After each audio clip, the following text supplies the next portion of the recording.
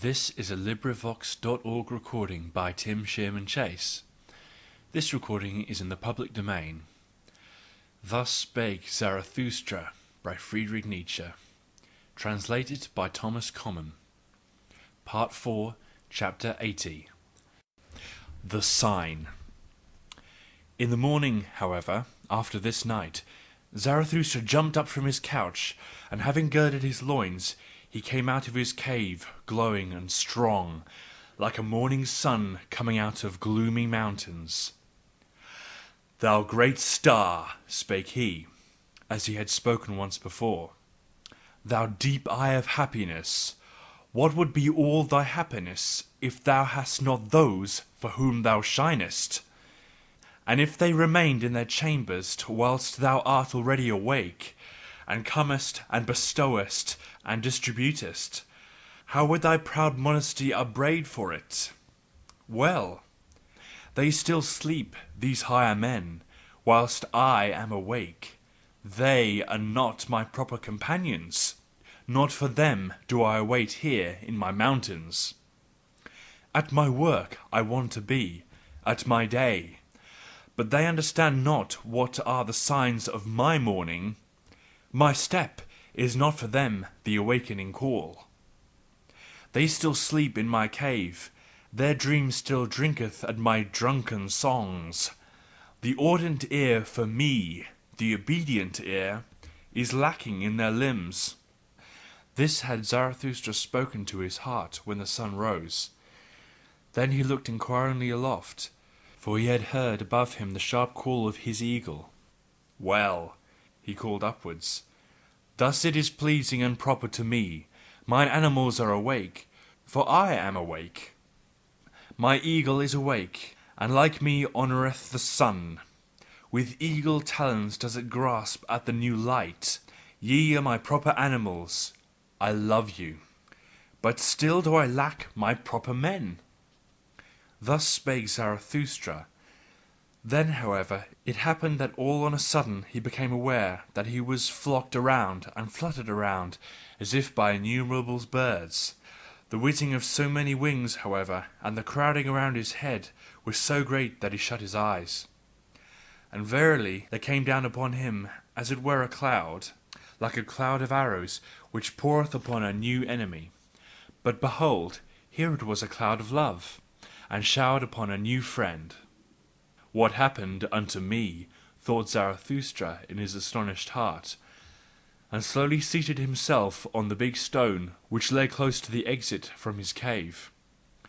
But while he grasped around with his hands, around him, above him and below him, and repelled the tender birds, behold, there then happened to him something still stranger. For he grasped thereby unawares into a mass of thick, warm, shaggy hair.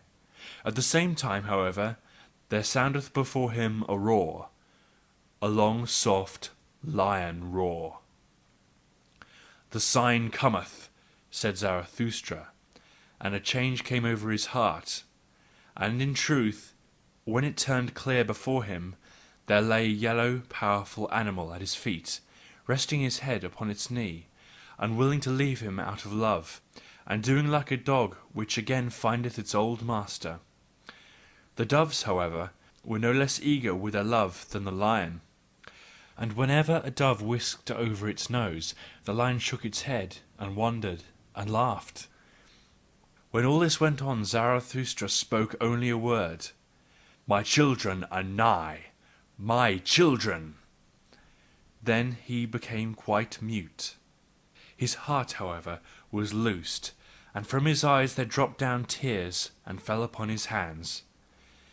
And he took no further notice of anything, but sat there motionless without repelling the animals further. Then flew the doves to and fro, and perched on his shoulder and caressed his white hair, and he did not tire of their tenderness and joyousness. The strong lion, however, licked always the tears that fell on Zarathustra's hands, and roared and growled shyly. Thus did the animals do. All this went on for a long time, or a short time, for properly speaking there is no time on this earth for such things. Meanwhile, however, the higher men awakened in Zarathustra's cave, and marshalling themselves for a procession to go to meet Zarathustra, and give him their morning greeting. For they had found, when they awakened, that he no longer tarried with them. When, however, they reached the door of the cave, and the noise of their steps preceded them, the lion started violently, and turned away all at once from Zarathustra, and roaring wildly sprung towards the cave. The higher men, however, when they heard the lion roaring, cried all aloud as with one voice, fled back, and vanished in an instant. Zarathustra himself, however, stunned and strange, arose from his seat, looked around him, stood there astonished, inquiring of his heart, bethought himself, and remained alone. "What did I hear?" he said at last slowly. "What happened unto me just now?" But soon there came to him his recollection, and he took in at a glance all that had taken place between yesterday and today. "Here is indeed the stone," he said, and stroked his beard. "On it sat I yestermorn, and here came the soothsayer unto me, and here heard I first the cry which I heard just now, the great cry of distress. O ye higher men, your distress was it that the old soothsayer foretold to me yestermorn. Unto your distress did he want to seduce and tempt me. O Zarathustra, he said to me, I come to seduce thee to thy last sin. To my last sin? Cried Zarathustra, and laughed angrily at his own words. What hath been reserved for me as my last sin? And once more Zarathustra became absorbed in himself, and sat down again on the big stone and meditated. Suddenly he sprang up. Fellow suffering! Fellow suffering with the higher men! He cried out, and his countenance changed into brass. Well, that hath its time! My suffering and my fellow suffering, what matter about them? Do I then strive after happiness? I strive after my work. Well, the lion hath come, my children are nigh, Zarathustra hath grown ripe. Mine hour hath come. This is my morning, my day beginneth. Arise now, arise, thou great noontide.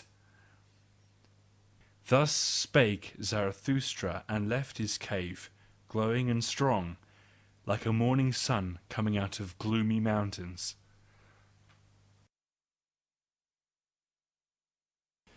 End of Thus Spake Zarathustra by Friedrich Nietzsche, translated by Thomas Common.